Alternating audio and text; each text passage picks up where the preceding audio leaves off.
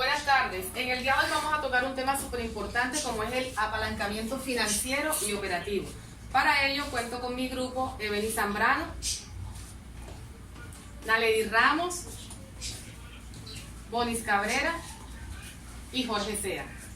Nosotros somos estudiantes de la Fundación Universitaria Tecnológico Confenalco. Y en el día de hoy, como les dije anteriormente, vamos a tocar este tema que es muy importante a nivel empresarial. Como les venía diciendo, hoy vamos a tocar el tema del apalancamiento financiero y operativo.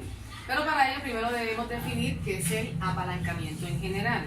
Se dice que el apalancamiento en general es una estrategia que se utiliza para incrementar las utilidades, de tal forma que se superen las utilidades que se obtienen con el capital propio. ¿Qué quiere decir esto?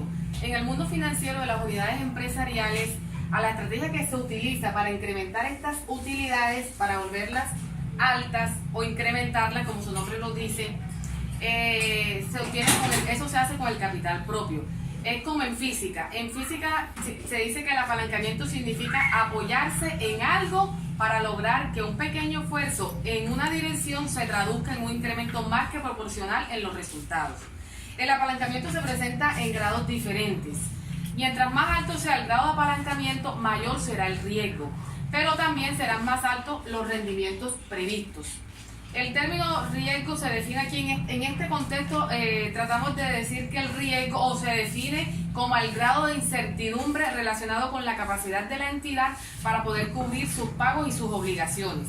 La magnitud de apalancamiento en la estructura de la entidad evidencia el tipo de alternativa riesgo-rendimiento que ésta posee. Por eso, miren, si nos damos cuenta en esta imagen, vemos cómo ese efecto del apalancamiento lo afecta, valga la redundancia.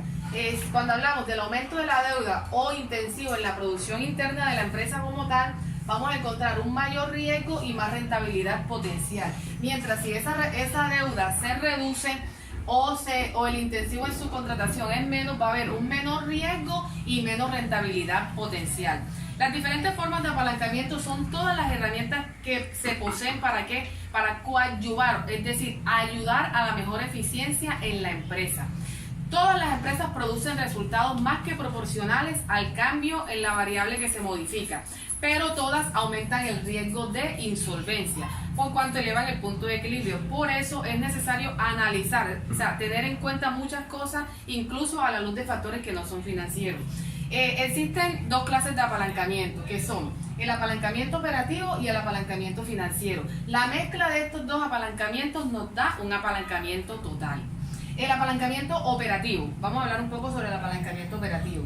El apalancamiento operativo no es más que convertir los costos variables en costos fijos, logrando que a mayores rangos de producción menor sea el costo por unidad producida. ¿Qué quiere decir esto? Bueno, cuando se define la operación operativa de la empresa, se establecen, cuando se hace eso, ¿qué hace? Primero la empresa establece la combinación de todos los recursos humanos y de capital físico que ella emplea o que va a emplear para producir, vender y administrar una cierta cantidad de bienes. Esto a su vez ella determina la estructura de los costos, o sea, la participación relativa que en el total tiene sus componentes fijos y variables. El apalancamiento operativo resulta de la existencia de gastos fijos de operación. Estos costos fijos no varían en relación con las ventas y deben pagarse sin tener en cuenta el monto de ingresos disponibles. Para conocer el grado de apalancamiento existen dos fórmulas. Una de ellas es basada en el margen de contribución y la utilidad antes de intereses e impuestos. ¿Esto cómo se maneja? Se maneja como el GAO, que es igual a MC sobre UAI. ¿Y qué quiere decir esto? GAO traduce grado de apalancamiento operativo. MC quiere decir el margen de contribución y UAI quiere decir la utilidad antes de intereses e impuestos. También hay otra manera de conocer o de hallar el apalancamiento operativo, que es a través del GAO igual a variación de utilidades antes de intereses e impuestos sobre la variación de las ventas. Este signo que está aquí lo conocemos acá como el... Esta fórmula nos permite, esta fórmula, como les dije, nos permite conocer en qué grado se está utilizando el apalancamiento operativo en la unidad de negocio. Para ello les traemos aquí un ejemplo. Suponga usted que tiene la información para el año 2011 de su industria. Esta industria nos muestra que tiene una capacidad de producción de 27.000 unidades, tiene un volumen de producción y ventas de 18.000 unidades. Además, el precio de venta por unidad es de 1.600, el costo variable unitario es de 1.000, los costos y gastos fijos de operación son de 4.500.000. El estado de resultados sería este que está aquí, pero ¿qué nos pide este ejemplo? ¿Qué nos pide? Nos dice que debemos conocer el grado de impacto en su utilidad bruta operacional GAO, o sea, el grado de apalancamiento operativo, y debemos comprobarlo. Para ello debemos hacer un pequeño estado de resultados. ¿Qué hacemos aquí? Ya sabemos que las ventas dice aquí que se vendieron 18.000 unidades y que cada unidad cuesta 1.600. Eso lo multiplicamos y nos da un valor de 28.800.000. El costo variable sería el volumen de producción y venta, que es de 18.000, por el costo variable unitario, que sería de 1.000 pesos. Eso nos da 18 millones. ¿Cómo hallamos el margen de contribución? Pues restando las ventas menos el costo variable, y eso nos da el margen de contribución, que es igual a 10.800.000. Luego miramos cuáles son los costos y gastos fijos de operación, que aquí nos dice que fue de 4.500.000. Y restándole ese margen de contribución, los costos y gastos fijos de operación, nos va a dar la utilidad operacional antes de intereses e impuestos, que es de 6.300.000. Como la fórmula nos dice que el grado de apalancamiento operativo es igual a margen de contribución sobre utilidad antes de intereses e impuestos, lo que hacemos es reemplazar los valores. Sería 10.800.000 entre 6.300.000, y eso nos da un valor de 1,7143. ¿Qué quiere decir esto? Que por cada punto de incremento en el margen de contribución a partir de 18.000 unidades de producción y hasta la capacidad de producción, que son 27.000 unidades, la utilidad operacional antes de intereses e impuestos se incrementará en 1,7143 puntos. Es muy importante tener en cuenta que para esto se hace a través del análisis de sensibilidad. Aquí el análisis de sensibilidad es un término usado frecuentemente en las empresas. Ellos lo hacen ¿para qué? Para realizar una toma de decisiones acertada a través de la inversión de sus capitales. Este análisis consiste en el cálculo de nuevos flujos de caja y el VAN, que es el valor actual neto, que es un indicador para mirar la variabilidad de un proyecto. Cuando se hace un cambio en la variable, que es como que se hace a través de la otra fórmula que había dicho anteriormente, ¿qué se hace allí? Cuando se hace ese cambio en la variable, o sea, la inversión inicial, a los ingresos, a las tasas de crecimiento, etcétera, y obteniendo gracias a esto nuevos flujos de caja y un valor nuevo del VAN, se podrá hacer el cálculo de sensibilidad y mejorar las estimaciones del proyecto que vaya a realizarse. Ahora mi compañera Evelyn les va a hablar sobre el apalancamiento financiero. El apalancamiento financiero se denomina apalancamiento a la posibilidad de financiar determinadas compras de activos sin la necesidad de contar con el dinero de la operación en el momento presente. También encontramos otra definición, que es la utilización de fondos obtenidos por préstamo a un costo fijo máximo para maximizar utilidades netas en una empresa. El apalancamiento financiero se clasifica en apalancamiento positivo. Este es cuando la obtención de fondos provenientes de préstamos en productivas. Y el apalancamiento negativo, cuando la obtención de fondos provenientes de préstamos es improductiva. Y el neutro, cuando la obtención de estos fondos provenientes de préstamos llegan al punto de indiferencia. Bueno, el riesgo este riesgo financiero, el administrador tendrá que decir cuál es el nivel aceptable de riesgo, tomando en cuenta que el incremento de los intereses financieros se ha justificado cuando aumenten las utilidades de la operación y utilidades por acción, como resultado de un aumento en las ventas netas. También tenemos las ventajas y las desventajas del apalancamiento financiero. Las ventajas: mejora la rentabilidad si se utiliza de manera eficiente y eficaz. Crea referencias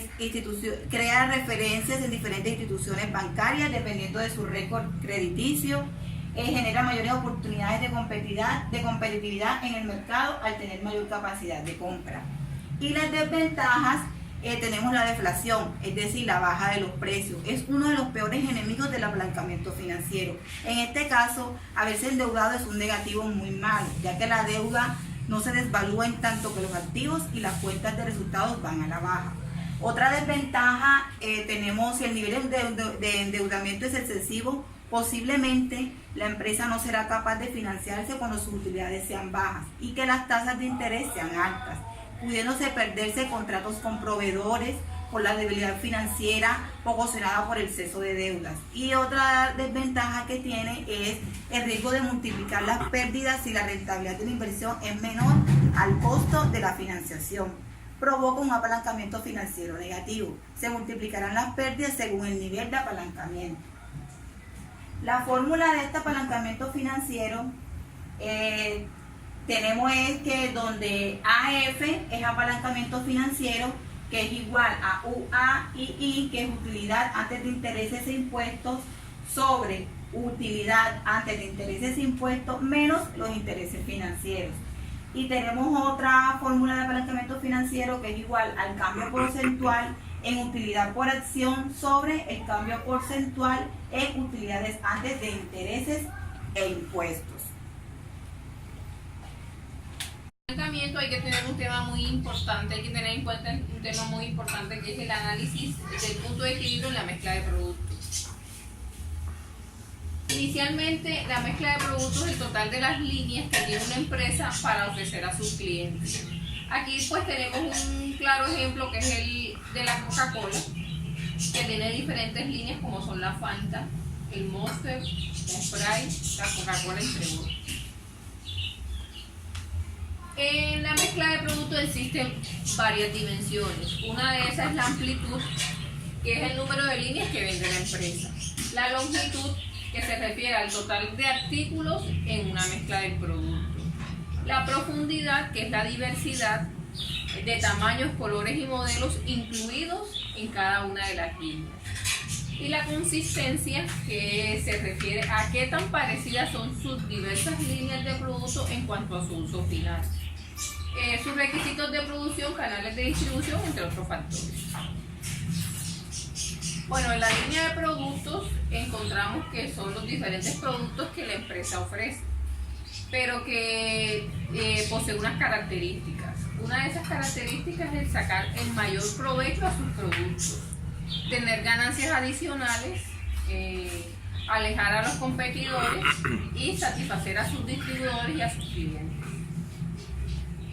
Pero antes de entrar en el punto de equilibrio, hay que tener en cuenta que para llegar a este hay que mirar cuáles son los costos fijos y cuáles son los costos variables.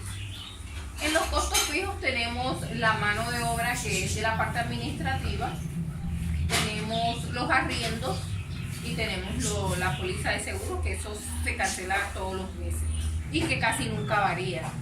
Aunque llega un momento en el que puede variar, que de pronto una empresa está generando muchas ganancias y necesita de pronto arrendar una bodega, entonces donde se ve la necesidad de tener una bodega en arriendo y así tener, ya no se vuelve un costo fijo, sino se volvería un costo variable. En los costos variables tenemos los materiales, tenemos la mano de obra y también entonces tenemos la depreciación. Pero estos conceptos permiten abordar un tema muy importante en las finanzas y que está relacionado con la determinación del nivel de las ventas que permita a la empresa estar en un punto de equilibrio. Bueno, ahora sí les voy a hablar un poco sobre qué es un punto de equilibrio. Se entiende por punto de equilibrio aquel nivel de producción y ventas que una empresa o negocio alcanza para cubrir los costos con sus ingresos obtenidos. La fórmula de las ventas sería igual a los costos fijos más los costos variables, que sería una ecuación. Las ventas, que sería igual al precio por la cantidad, y los costos variables serían iguales a los costos variables unitarios por la cantidad, en donde P es precio, en donde CB es costo variable por unidad, donde CF son costos fijos y donde Q son cantidades. 3. Para entender un poco más sobre el punto de equilibrio, le traemos un ejemplo de cómo lo podemos aplicar en las organizaciones. El ejemplo es el siguiente. Es una camisería, La Elegante. Es una empresa situada en la ciudad de Bogotá dedicada a la producción de camisas para los estratos de alta sociedad capitalina. Doña Linda Palma de Rico, su propietaria, desea establecer el punto de equilibrio como sistema de control gerencial para su empresa, por lo cual ha reunido la siguiente información. Tenemos una tabla donde se muestra la materia prima, la cantidad requerida, el valor unitario y el valor total. Tenemos 4 productos que vienen siendo la materia prima, lo cual se expresa la tela con 1.50 metros, teniendo un valor unitario de 40.000 pesos por metro, dando un valor total de 60.000 pesos. Los botones, una cantidad requerida de 6 unidades, un valor unitario de 3.600 por docena, dando un valor total de 1.800. El hilo, 0,5 unidades, como valor unitario 3.000 y un valor total de 1.500. Y el empaque, una unidad, un valor unitario de 500 pesos, dando un valor total de 500 pesos. De acuerdo a los estándares del departamento de producción, se estima que se requieren 2 horas por camisa. El salario del trabajador se estima por 400.000 pesos y se le debe adicionar un 50% de las prestaciones sociales y se trabaja en 192 horas por mes. Se estiman unos costos fijos de 25 millones por mes, dando un precio de 120.000 pesos por camisa. Con base a la información anterior, la empresa puede establecer un subpunto de equilibrio de la siguiente forma, hallando un valor de la materia prima por camisa, donde en el cuadro anterior nos muestra la tela, los botones, el hilo y el empaque que viene siendo la materia prima y sus valores totales. Entonces, ¿cómo hallamos el valor de la materia prima de la camisa? Haciendo la sumatoria de los valores totales de la materia prima.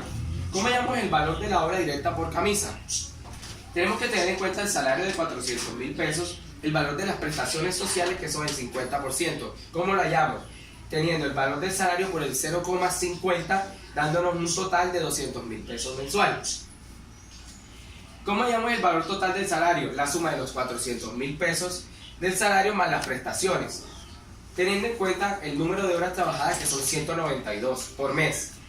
El valor de la hora por trabajador se halla los 600.000 pesos del total del salario entre los 192 de las horas trabajadas por mes, dando un total de 3.125, teniendo en cuenta el número de horas de camisas de hombres por camisa. ¿Cómo hallamos el valor de la mano de obra directa? Tenemos los 3.125 por las 2 horas hombres, que da un total de 6.250. Definido anteriormente el concepto del costo variable como el que varía en los incrementos de la producción, lo que hace que la materia prima y de la mano de obra, sus principales exponentes, se puede definir el costo variable unitario. Por ejemplo, el valor de la materia prima por camisa son 63.800, el valor de la mano de obra directa por 6.250. ¿Cuál es el valor del costo variable unitario? Los 63.800 más los 6.250, dando 70.050 como su punto de equilibrio. ¿Cuál viene siendo el equilibrio? El precio de los 120.000 pesos, el costo variable unitario, que viene siendo los 70.050 costos fijos, por los 25 millones de los costos fijos establecidos en la tabla anterior, dando un resultado del número de unidades a vender para estar en el punto de equilibrio. El estado de resultado de contribución es uno de los temas de apalancamiento financiero y operativo. Un estado de resultado que clasifica los costos por su comportamiento se puede decir que es un estado de contribución.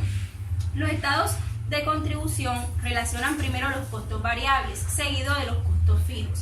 El estado de resultado de contribución no se puede utilizar para información contable de la empresa, pues estas toman decisiones externamente. Solo se usa para propósitos de temas de toma de decisiones internamente. A continuación les mostraremos un ejemplo. La señora Claudia Jiménez, propietaria de Chipstop, una tienda en Florida, vendió $3.000 en camisetas durante el año 97. Se dice que este año fue su primera operación de la empresa. Y el contador de Claudia preparó el siguiente estado de resultado para ese año. Está de la siguiente manera: tuvo unas ventas de $36.000 un costo de mercancía de 21.600, una utilidad bruta de 14.400 y los gastos operacionales. En estos están los gastos de ventas, que tuvo unos gastos de ventas de 9.500, gastos administrativos 7.900 y una pérdida en operaciones de $3.000. Bueno, se dice que la camiseta tiene un costo de $720 y la vendía a $12.000. Tuvo una utilidad bruta de 4.80 en cada unidad. Y si la tienda vendía 3.625, tendría una utilidad bruta de 17.400.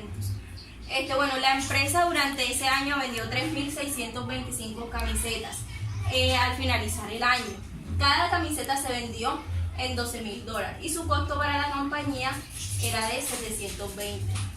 Bueno, la empresa estaba confiada de que la tienda había llegado al punto de equilibrio para ese año. Claudia, emocionada, pues le comentó a su contador y halló el siguiente estado de resultado.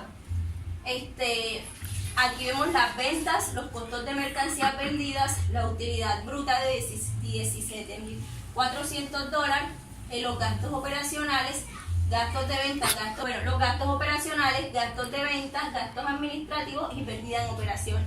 Aquí podemos observar que Claudia tuvo una pérdida en operaciones de 1.935.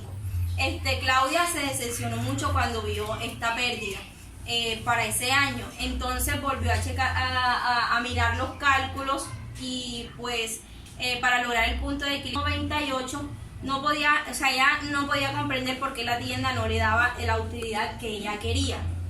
Entonces, para ella poder lograr hacer el estado de resultados de contribución, se requiere que ella haga un análisis de costo, volumen y utilidad, y así verá de esa forma los empresarios que comprenden y qué manera utilizan de forma analítica este estado. Bueno,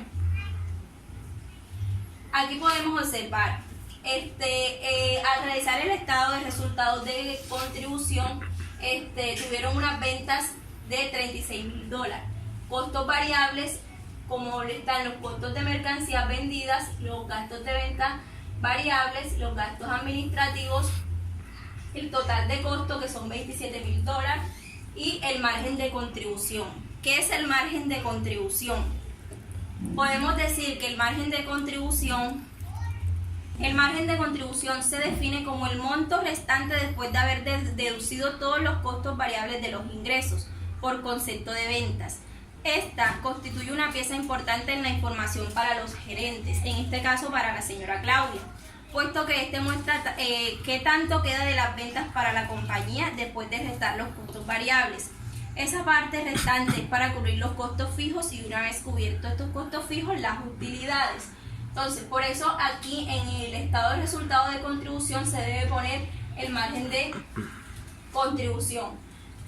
Luego se ponen los costos fijos, que dentro de estos están los gastos de ventas fijos, los gastos de administración fijos y total de costos fijos. En este caso, y para concluir, podemos observar que la pérdida en operaciones que ella tuvo fue $3.000. Es decir, que en el año 97, cuando ella pues hizo su primera operación de la compañía, es decir, ella abrió su compañía, se decía en el estado de resultados que su pérdida en operaciones era $3.000, es decir, no tendría ninguna pérdida en el año 98, puesto que le daba el mismo valor. Muchas gracias.